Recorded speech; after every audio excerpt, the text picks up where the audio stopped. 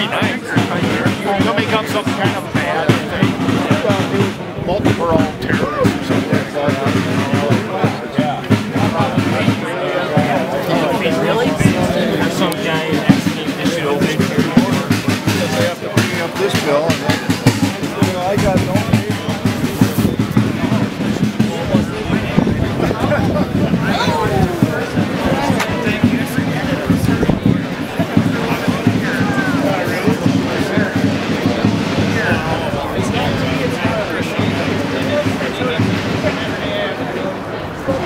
Stand up for yourself. Stand up for your rights and the rights of your fellow Americans.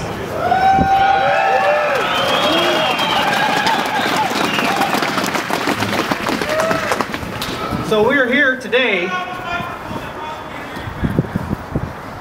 I'm told that I often speak very quietly.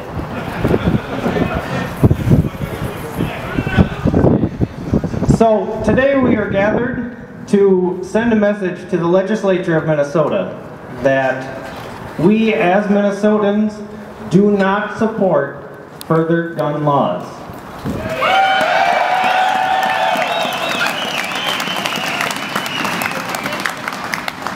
Our nation has a lot of emotion going on right now. There's been a lot of emotional events, and there's been tragedies that are terrible.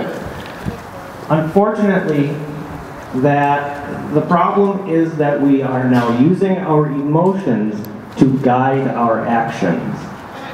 Our laws should not be guided by emotion, but by fact. Facts and figures.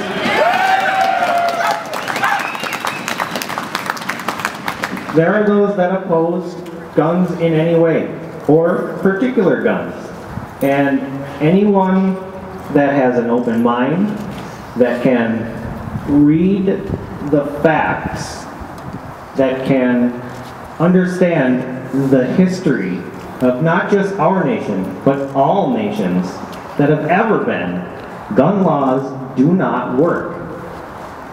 Gun laws do not solve violent crimes.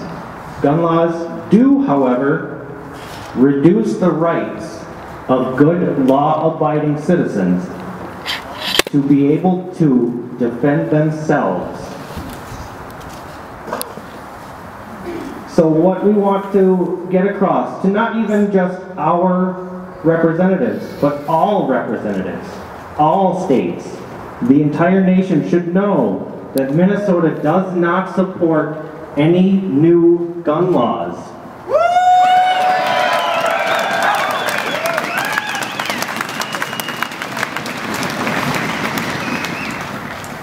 So we have a few speakers for everybody here today.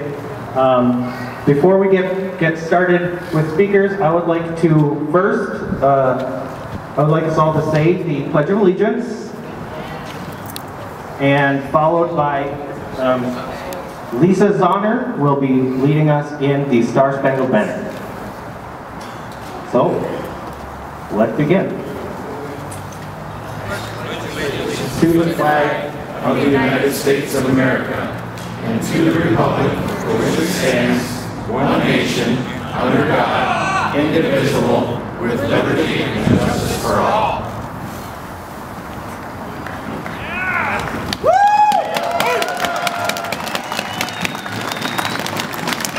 Please remove your hats. Oh, say, can you see by the dawn's early light what so proudly we hailed at the twilight's last gleaming, whose broad stripes and bright stars through the perilous fight o'er the ramparts we watched were so gallantly streaming, and the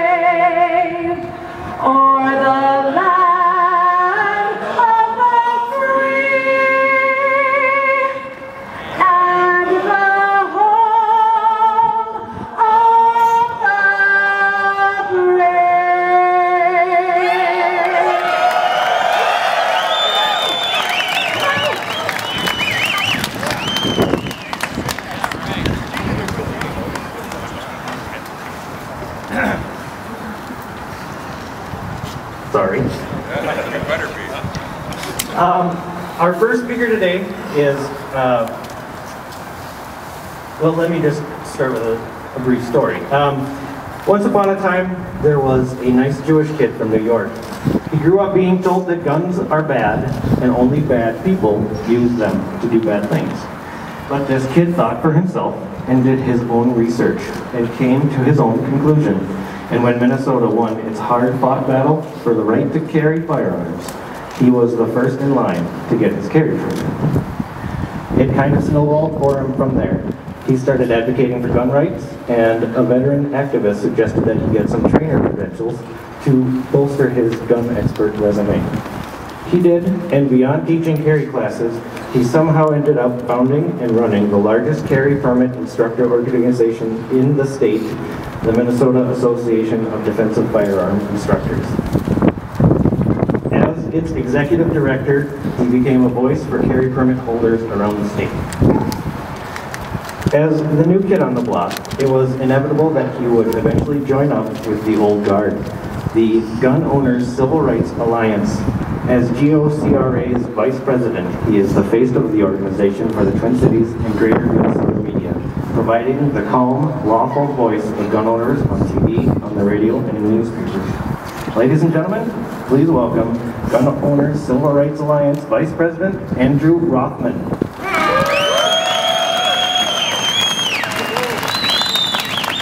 Hi, thanks for coming. Glad to see everybody here.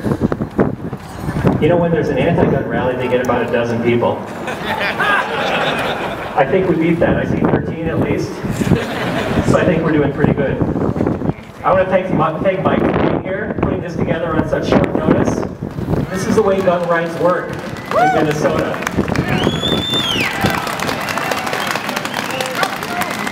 Ladies and gentlemen, the gun lobby. Mike doesn't own a gun store, he doesn't own a gun range, he doesn't teach a class, he's not a president of anything. He's a citizen who saw something that needed to be done and said, if not me, who? And he did it, and here we are. And you said the same thing, and here you are.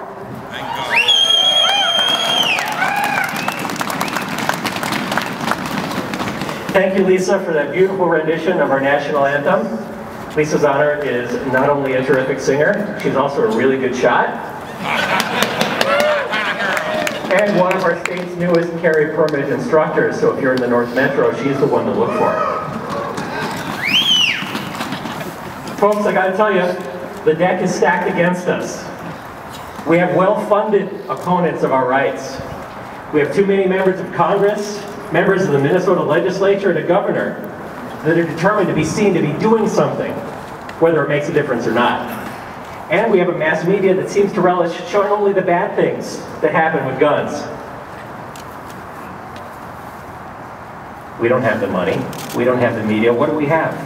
We have a secret weapon. Oh my God, he's got a weapon. Does he have a permit?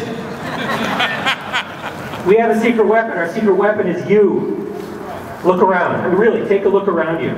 Have you seen on TV when the anti-gunners have a rally? Yeah, those dozen people, if they're lucky. You folks are what we call the gun rights grassroots.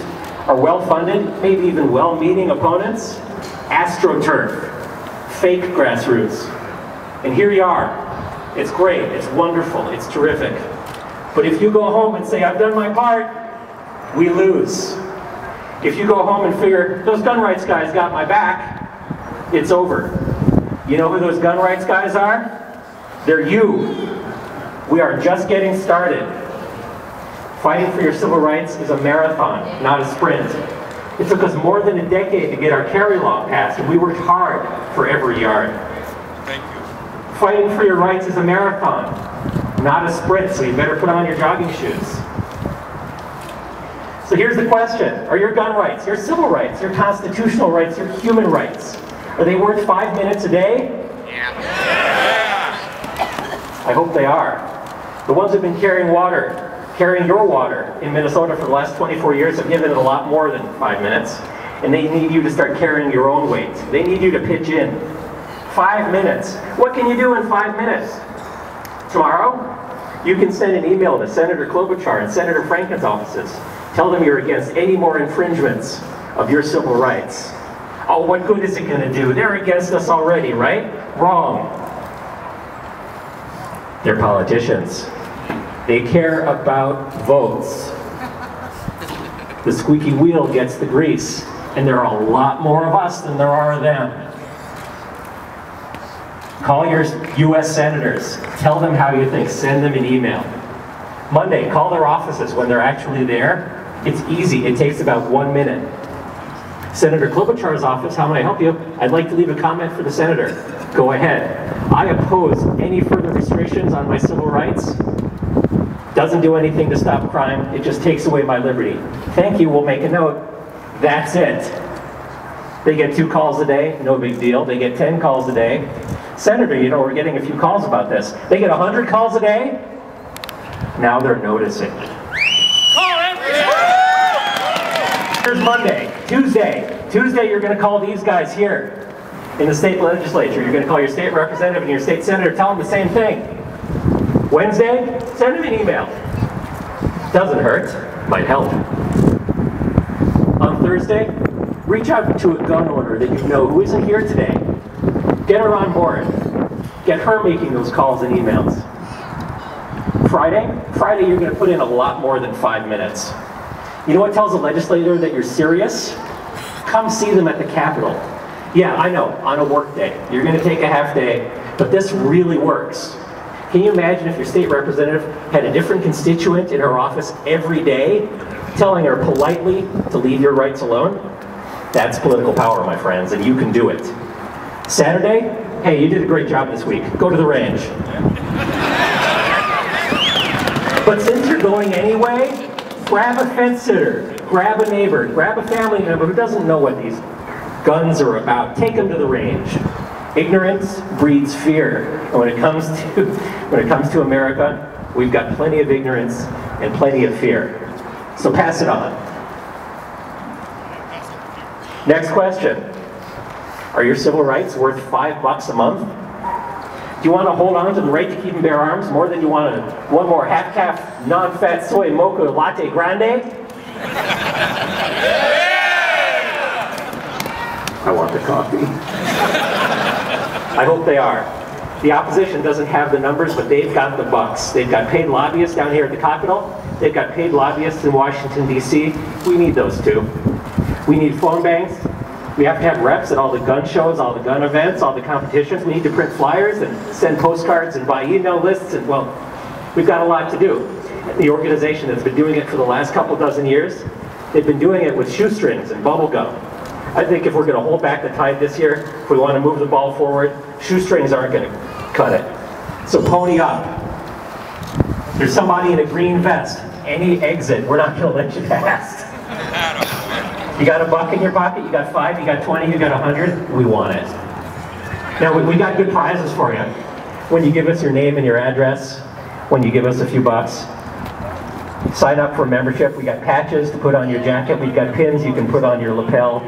Sign up for the $150 annual high caliber membership, we'll give you a carry class. Oh, you already got your carry permit?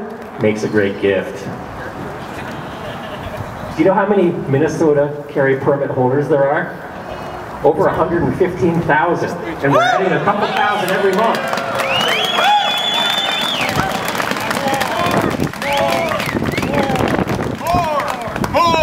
More! Do you know if we got just $1 a year, just one lousy buck from each of those permit holders, we'd have our own full-time lobbyists at the Capitol. Working full-time for your gun rights. You know how many Minnesota gun owners there are? I don't know either, but it's definitely a couple million. If we got $1 a year from each of those people, we'd have a staff of 20 working for you. So pony up. There's a membership form on the back of your flyer today. Fill it out. Give it to somebody in green before you go. If you're signing up for a membership, go over to that last rock pillar over there. Go see Pat. He'll give you your patch or your pin when you sign up. If you just want to write us a check, that's fine. If you want to just hand over your credit card, that's okay. We're here for you. Don't have 20 bucks, $5 is a good start. $1, way more than 0. Whatever you do, make sure that you're on our mailing list before you go. On the back of that form, you don't even have to give us money. Give us your email address, give us your physical address. I promise I will not come visit you at your house unless you have cake, then I'm coming. But we need to know where you live so we know who your representatives are. That way when we get 1 or 2 representatives that really need an extra bit of persuasion from us, we can focus in on you, their constituents, and make sure that you get the message to your elected official that they've got to do the right thing. So join up, do it before you leave. Thanks for being here. You've taken the first step. Now it's time to take the next step. Join in, pitch in, pony up, and pass it on. Thank you.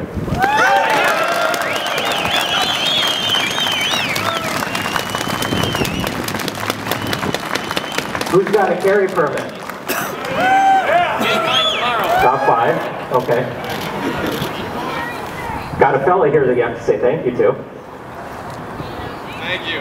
24 years ago, the Gun Owners Civil Rights Alliance was founded with the idea that Minnesotans deserve to have their Second Amendment rights like anybody else. The founder is here with us today. He was then, and he is still, the president of the Gun Owners Civil Rights Alliance, Professor Joseph Olson. Yeah!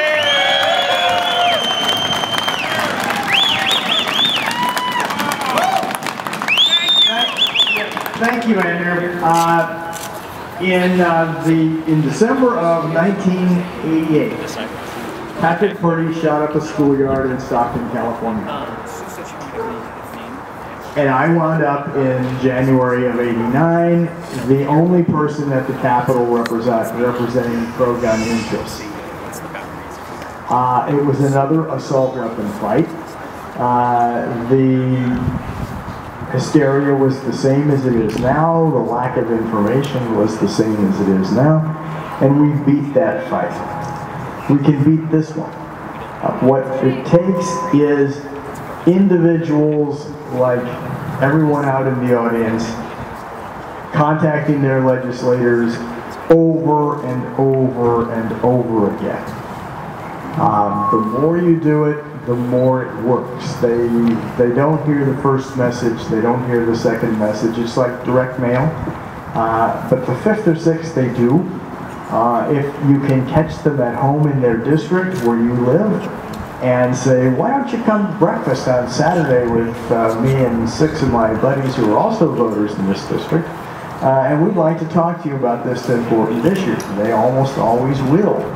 That has a real impact on them. That's an impact that those of us who are working up here at the Capitol can't make. It's something that only you can make. It's very, very important. One thing that Andrew said, don't come to the Capitol to see them on Monday or Friday. Most of them are not here. Certainly that's true on Friday. Wednesday is probably the best day. Call ahead if you can. If you can't call ahead, show up and leave them a handwritten note. That's very, very important. So thank you very much for coming out on this cold day. And I'm going to turn things back over to Andrew, who one of these days is going to completely replace me.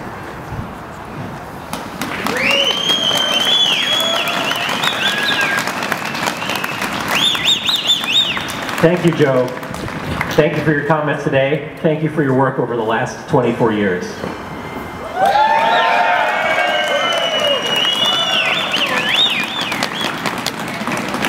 Just a little bit of housekeeping. We do need to keep these side areas, the sides of the steps clear so people can walk up and down. So if you're standing there, please move to the inside of the railing so that people can still come and go. The other thing is, if there's one thing we've learned about government, it's that they like rules. One of those rules is apparently we're not supposed to be collecting money here at the event.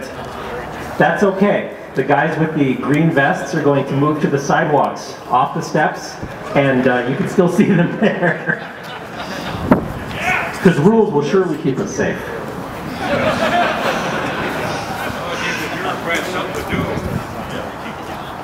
Our next speaker is a local businessman. He's got a story to tell. I'm going to let him tell it. His name is Greg Ryan. Thank you very much, and welcome to everybody that's here. 1 year and a month short of 30 years ago, there was a business owner in St. Paul on University Avenue, just west of the state capitol here, about a mile west. In the earlier part of the afternoon, about 1 o'clock, he was approached by a robber. The robber wanted to get some money from this retail store. The retail store wasn't really doing a whole lot of business. Business was a little slow in 1984, Feb 15th of 1984. That person that came into the store held a gun at this man, and this man was a little frustrated with the lack of business because of the other big box stores were just starting to grow. So this business owner was competing with the bigger box stores. So business was a little less than bolstering. So he was a little frustrated, so the robber came into the store and held a gun at him. And the person had this bag of money. It was about $15 to $20 in the bag. And he inadvertently kind of jerked it at the robber. The robber pulled the trigger fired the gun, and the owner died on in his retail store right down the road from here. And that person was my father. And my story is that if he would have had some protection, he would have still been here right now. He would have been celebrating his 80th birthday. He was 51. I surpassed him along with my brothers, which is a gift to me. Every day is a gift to be here alive. So I'm very thankful that I'm here and everybody else is here. Let's not take life for granted. Let's be thankful for us being here today. I am a true believer that if he were to have had a gun at his store, he would still be around. So I'm a true advocate of gun rights for the good people out here as I'm looking at you guys. The bad guys don't follow the rules. They never will. So we need to offset the bad guys with all of us here. We really need to educate Minnesota in our schools. We need to put an education system in the schools at a young age to teach our children gun training. We're not advocating that at all in our curriculum, our schools. We're spending hundreds of millions of dollars in our education system, and we're really failing to pay attention to these children who are going to be law-abiding citizens. We could reduce murders and deaths from the bad people by a large amount. So that's all I have to say, and thank you very much for allowing me to speak. And that business is Ryan Plumbing and Heating right down the road. So I did run for Ramsey County Conservation District in the past, and you might have seen my name on the ballot. But if you do see my name on a ballot somewhere in the future, please give me your vote, because I'm going to be a serious backer of our rights forever. Thank you so much.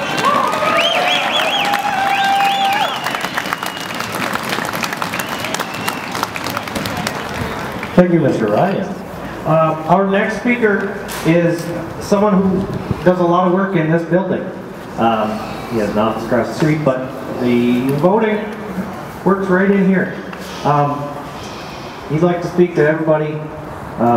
His name is Representative Tom Hackbarth. All right. Thank you. Thank you very much. First of all, I'd just like to say, everybody, a round of applause for everybody that came out here today on this cold, miserable day. Thank you very much for coming out. Thank you.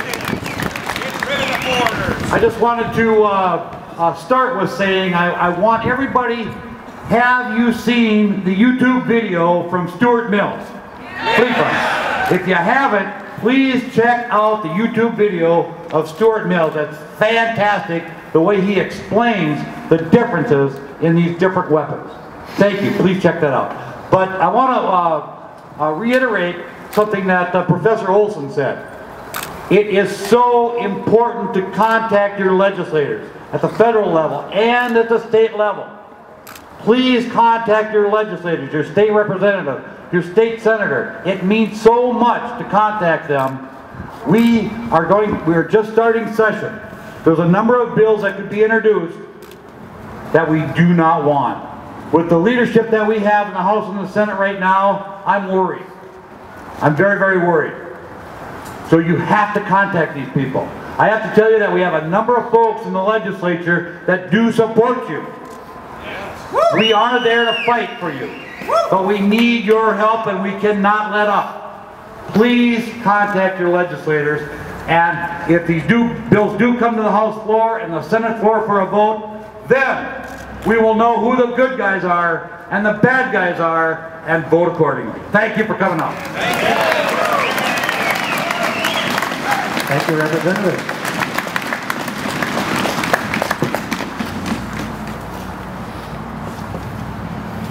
Hold on.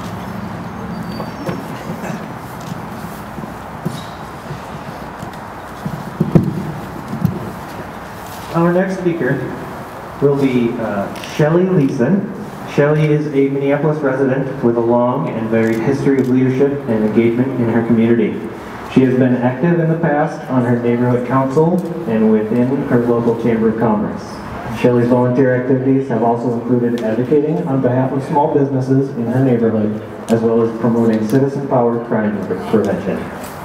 Shelley is founder of the Twin Cities Gun Owners and Carry Forum and Minnesota for the Right to Keep and Bear Arms. Ladies and gentlemen, Shelley Leeson.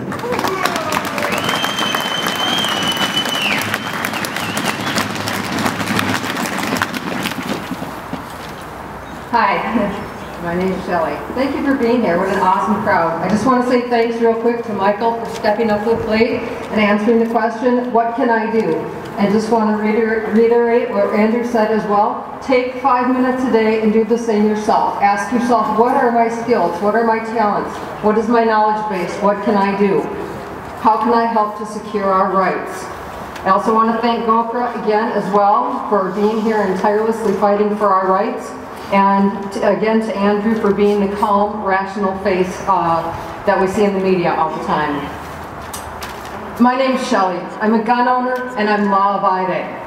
99.9% of us are. In fact, we are more law-abiding for the most part than the general population.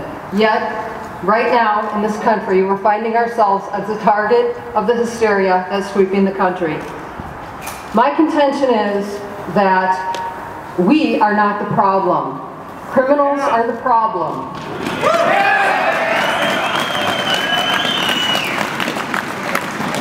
Criminals are not law-abiding. Criminals obtain and use guns illegally, regardless of laws existing or new. They commit crimes, not only gun crimes, but other violent crimes as well, regardless of laws. That's why we're here today, to send a message to our legislators that new laws will only serve to inhibit and harm the law-abiding. I want to give you a couple of examples of what I think the problem is, and that is our failed and flawed criminal justice system. I have a couple of stories about lack of enforcement, lack of prosecution, plea bargaining, insufficient sentencing, etc. Just this last week, Tuesday, in Northeast Minneapolis, we had a shooting. Person got shot in the stomach during a robbery attempt. The person who was arrested, a 25-year-old male who was not a member of the NRA, is sitting in jail right now pending charges, and the charges he's facing is a gross misdemeanor charge of possessing a weapon without a permit, not second-degree assault, which faces a 10-year maximum sentence. Why? Why is that? That's the question you need to be asking your prosecutors, your local government, your mayor, your law enforcement officials. Now, that guy I've been following the criminal justice system in my neighborhood for a long time. I've followed cases, I've seen these guys coming in and out of the revolving door time after time. They go out and they commit the same crimes over and over again. This guy's going to be out on bail probably within, I'm going to guess, 2 weeks. He's already proven that he's willing to shoot somebody. Who is he going to shoot next? Why is he not facing tougher charges? The laws are there. They're not being used. Second case, and I'm going to use a fake name on this, but when I'm done, you'll be able to look up the details of the case and read all about it yourself. Again, something that initiated in Northeast Minneapolis back in the spring of 2012, about May or June. There was a series of attempted burglaries and burglaries, some of them at occupied dwellings. This suspect, we'll call him James, targeted one house, went and smashed in the window of the back door of the house, cut his hand, reached his hand in to try to unlock the door. The female homeowner who was home at the time screamed. James, leaving blood behind, went running off, was witnessed by a couple of other people seen running down the street. The police were called. The homeowner got a description of what the person was wearing as his arm came through the window. Police showed up several minutes later. Witnesses were able to direct the police to the suspect, who was still a few blocks away, wearing the same clothing that the victim described. He had a cut on his arm with blood coming out. The crime lab was ordered and sent to the house. They took the blood sample. James was briefly detained by the Minneapolis police in jail, but then was released without charges pending the analysis of the blood that was taken from the scene. Well, that blood was sent to the BCA, but then at that point mysteriously disappeared into La La Land, never to be seen again. James, as a result, never faced any further charges for that attempted burglary or for any of the others that continued to happen in that area during that time. Fast forward to November of 2012. James allegedly broke into and burglarized a house in another area of Minneapolis, and during that incident killed the 45-year-old homeowner that was home at the time, and then burned the house down. James is sitting in jail right now on about $1 million bail, waiting for his trial on that, but meanwhile, we've got a dead neighbor. Now, neither of these people who committed these crimes, the shooting in the stomach or the burglaries or the murder, were affected by the laws that currently exist. What laws are you going to put in place that are going to affect these people, that are going to change their mind from doing what they do? None. Further laws are only going to impede us.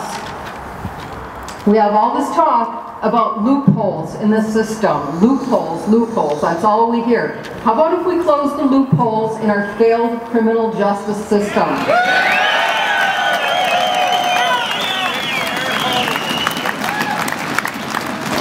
So that's the other thing that you can do, in addition to contacting your representatives. Let them know. What are you doing about the loopholes? Why are these criminals still out on the street terrorizing us? Why can't we get something done? Why can't we increase sentencing? We have to look at plea bargaining. We have to look at lack of sentencing. We have to look at lack of supervision. Once these people who commit gun crimes and violent crimes are back out on the street again, and there's no supervision for them. They're allowed to just keep continuing to commit their crimes. And then also, I just want to quickly say, Rand Paul has initiated some type of action to try to nullify these executive actions that were put into place this past week. I encourage you to encourage your executive actions are going to have all kinds of unintended consequences.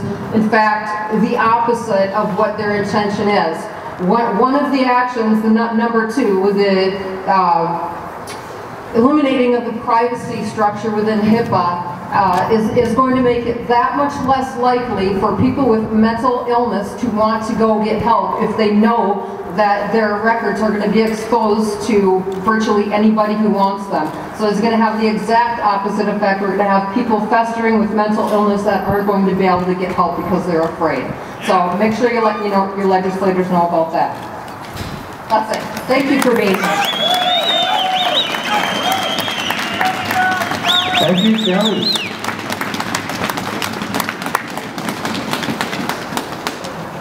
Our next speaker is, well, anyone who, if you ask anyone in the Minnesota House, or anyone who pays attention to the Minnesota House, who are the gun guys, one of the answers you'll get will be Tony Cornish. Tony has been tireless, unstoppable force for gun rights in Minnesota for the last decade. He's authored and sponsored more gun rights legislation than anyone else in the Minnesota legislature. Tony knows guns. He's an avid hunter. His office looks like he put a couple of taxidermist kids through college. Tony knows crime.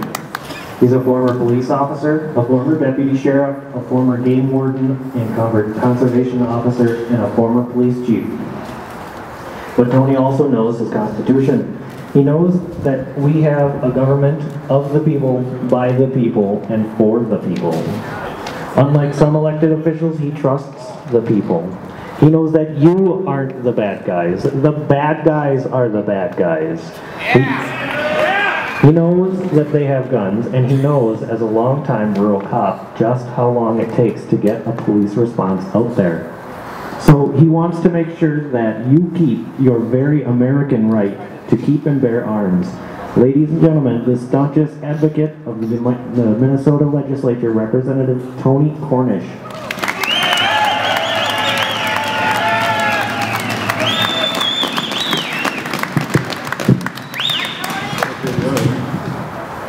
Hello, Tony Cornish is my name, like he said, and I'm an unapologetic life member of the NRA.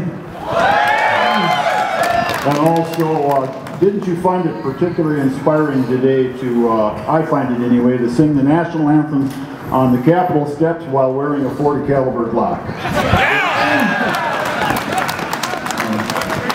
I've been here now, this will be my 11th and 12th years. Most every day I've carried. I carried as a lobbyist because when I was a lobbyist for the game wardens, I was a peace officer and could carry. Since then, I've notified the Department of Public Safety Commissioner that I would be carrying an assortment of various weapons at the Capitol in my tenure here, and I have been. So, I was the author of the Personal Protection Act, permit to carry, or whatever the technical name would be for it. Also, stand your ground, guns on campus, uncased guns, just about every, and wait till this year. This year I'm going to be the author, and Senator Ingebrigtsen, I'd like to give him a shout out from the Senate, will be the author in the Senate, I believe, and will allow teachers to be armed, and what it'll be similar.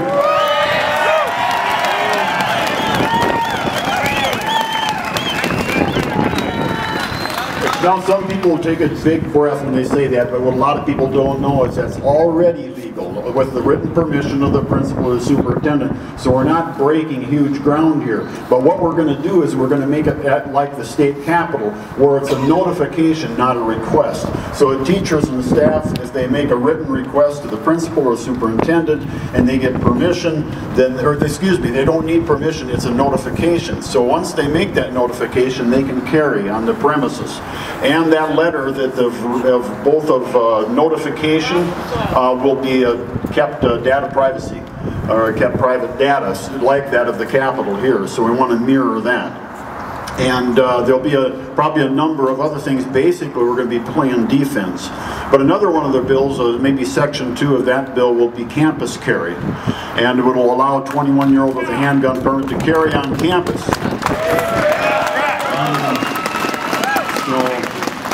Now, the basic reason for these two new law proposals is that the only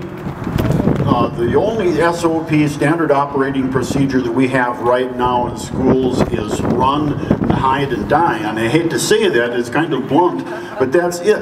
These poor children, these administrators do not realize that there was a district bragging about their security cameras, that they got them on every door. Well, that's great, but all you're going to have is a crime scene video and when it's all over. And if a locked door is no good unless you got bulletproof glass and it's completely locked. I mean, with no entry possible, and evidenced by one of the school shootings where they broke through, and up at Red Lake and at the other school shooting, they went through the window. The best thing we can do is not to control the capacity of the magazine, but we got to increase the response time. And the NRA guy got heckled. Did you notice that when he said the best way to stop a bad guy with a gun is a good guy with a gun? That's right. Did you see how that got turned around now? People are realizing that that's true. And when Governor Dayton said it defies common sense, when I wanted to arm teachers, now everybody's jumping on the bandwagon. Little did they know that they already got cops behind bulletproof glass in some of the schools. Hosanna Church down in Lakeville, the second largest Lutheran church in the state, has officers with firearms and tasers that go back through behind the crowd in the lobby area by the coffee. If we guard our churches, we can sure guard our children, for crying out loud. And remember, I want to give you some arguments back for the gun control advocates. And remember, the gun control advocates lie. Now they're going to be shocked to hear that, but the first time they lied to me was on the House floor in 1975. My brother and I were lobbying for the Committee for Effective Crime Control in the NRA, and I was sitting in the balcony when Warren Spanis, who lost his job, by the way, was the Attorney General, and he was getting the permit to carry law through. And the speakers on the floor said, "We will never touch your long guns. We will never go after your long guns." That was the first lie. Then Heather Martins from Citizens for a Safer Minnesota, the second lie was she came into my office in the state office building one day with a gun bill and said that it was NRA approved. I called the NRA and they said, "That's preposterous. We did not do that." So that was the second time they lied to me. So I've got a little smarter now. So when you hear these misleading statistics, make sure you go to your people like the Gun Owners Alliance and the NRA and get the real scoop, because they'll tell you all sorts of garbage. And then they love to fall back on Great Britain and Australia and the banning of assault weapons, but they've got higher violent crime than we do. And if you want to go live in Great Britain or Australia, I know there are a lot of people who will help you with the cost of the ticket. You know? I love America. It's a gun culture, and unfortunately sometimes bad things happen with guns, but that's not our fault. It's the criminal's fault, and that's where we've got to put the burden. Now, if they hit you with the magazine capacity, well, what if you got against magazine capacity? Remember to tell them that in these school shootings there were half-empty magazines or half full. Not even all the bullets were shot out of them because they were reloading all the time. All we're going to do is force people, you know, into carrying more magazines. And with a little duct tape and 3 magazines, you can make a 90 round. These criminals know that, and so you've got to go after the criminal and not the magazine. There's just all sorts of misinformation that they spew out hoping to intimidate us, and we just can't let ourselves be intimidated anymore. It's the bad people that are committing these things, not the good people. That's right. Conceal and carry, there were people standing on the House floor, some liberal DFL mostly, and they were saying blood was going to run in the streets. They said there would be more ambulance calls. They said there would be more suicides, and there would be more bar rage, there would be more husband-wife rage. Every one of those arguments, none of them came true. And now when they give the statistics about the permit carriers that commit these crimes, they're including everything from a speeding ticket to a parking ticket, petty misdemeanors, trying to make us look bad. But the truth is, and most of the media knows this, that it's a very good program that's been operating with very low crime and low incidences. And so it's one of the best things that we've ever done. Now the success in the legislature can continue. We did pass uncased guns. We passed, remember the Stand Your Ground bill.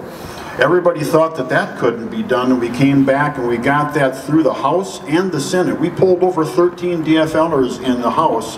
We got it to the governor, and the governor vetoed it. And we had it passed here, so and a number of other states do that.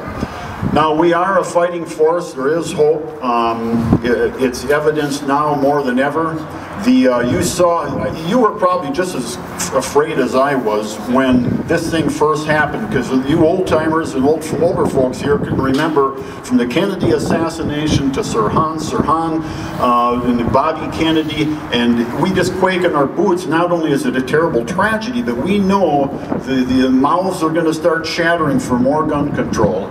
They don't look forward and they don't take advantage in that way, but when something bad does happen, then they come out in full force, and then we get really worried. And we really have to thank President Obama too. I think he's the only president that is going to get the award for the Nobel Peace Prize and the chief firearms salesman in the nation in the same 10 years.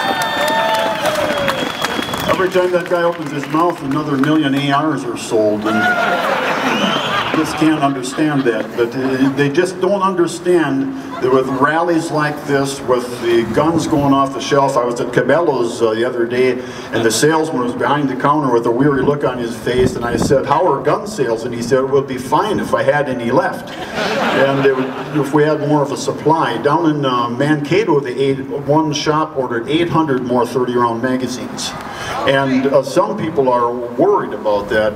And I actually find it rather encouraging, because I know that that's not the cause of the crime. It's the criminal. So we're going to go after him or her.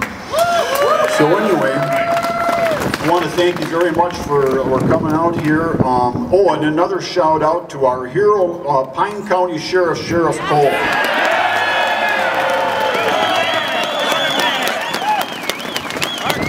Here is the guy that really gets it. An executive order is BS when it comes to our constitutional rights. You can't have a president trying to get around and end around the legislature or Congress when he realizes that everything is going south on him and his legacy of gun control is going down the drain. Then he tries to end around and does it by executive order. And Sheriff Cole, let's make sure not only to contact your politicians, but get a hold of your local sheriff, because they are really, him or her, are very influential in the local politics. And try to lobby the Sheriff's Association and the Chiefs of Police and other law enforcement associations to keep their nose out of this battle. They have nothing to fear. You know, the cops are wonderful, they do great things, but unfortunately when they get to the crime scene, they make chalk drawings and take pictures. They can't save you. Only you can save you or your neighbor. And so ask the police just to stay back, stay out of the fight, let us do the fight, let us contact the people and do the right thing.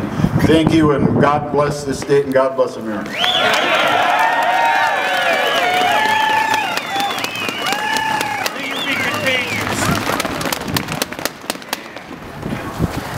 All right, folks, we have more support than I was estimating. We have additional representatives from this building that would like to say a few words.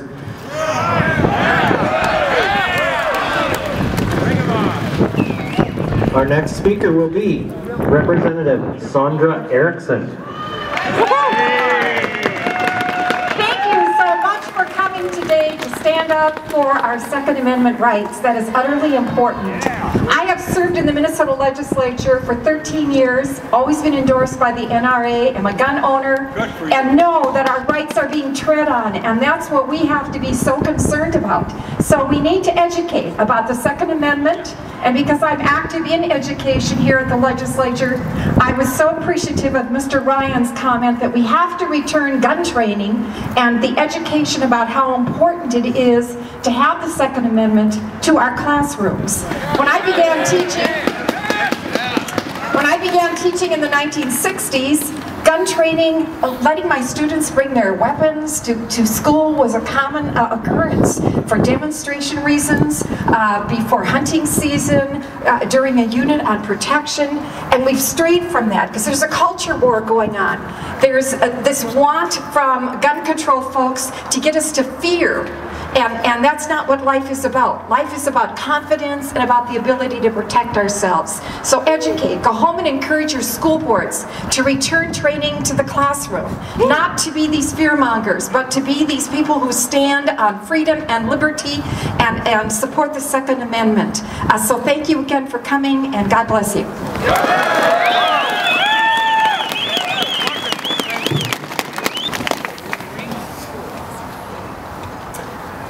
Yet another representative would like to speak. More. More. Bring more. Ladies and gentlemen, Representative Jerry Hertaus. Thank you, everyone. My name is Jerry Hertaus. I, too, am an NRA member, GOKRA member. And I would like to thank Tony and other folks that are working on behalf of all of our gun rights. I want you to know that there are people here that support the Second Amendment. Thank you. Now, just a little bit of American history. You might remember we drafted a Constitution, but the states would not sign on to it until we had the Bill of Rights, of which contained the Second Amendment. And the Second Amendment, as you all are aware, make all other amendments possible. So I just want to close with a mindful thought. You know, the media is very clever, and there's a lot of demagoguery out there. The Second Amendment wasn't drafted that we should have the right to protect sportsmen. You know, right now it's all about why do sportsmen need more than 3 rounds or 4 rounds to hunt deer or ducks. That's not what this is about. It's about the Second Amendment and the right to defend ourselves against all enemies, foreign or domestic.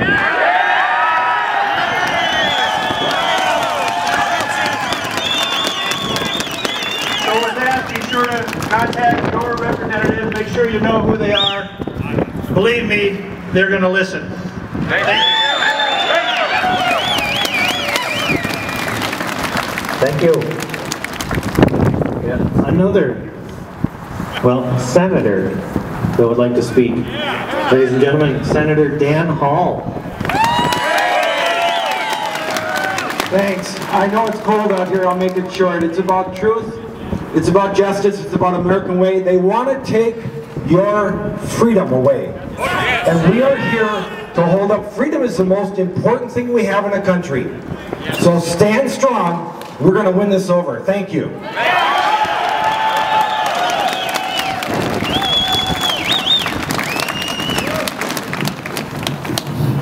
All right, folks, that's about all we have lined up for speakers.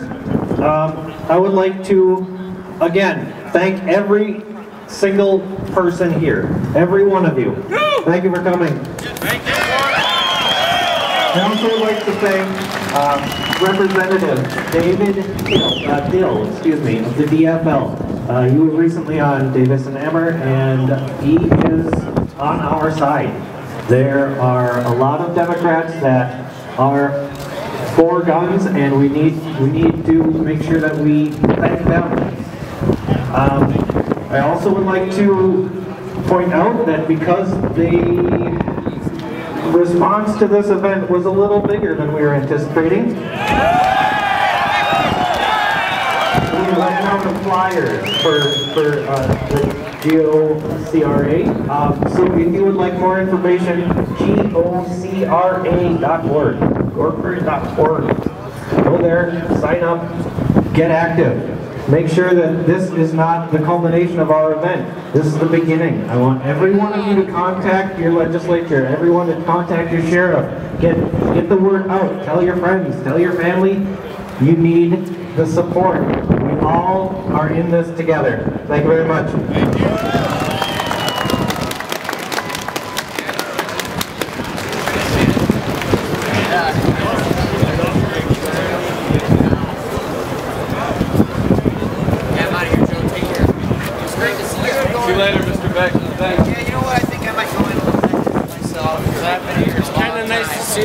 Thank you very much for coming. If you need any more information, or if you want to know how you can donate, please see one of the guys or gals in the green vests on your way out.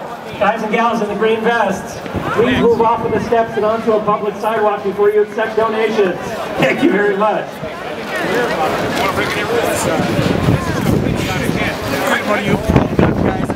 Somewhere like this. I know Rieschl.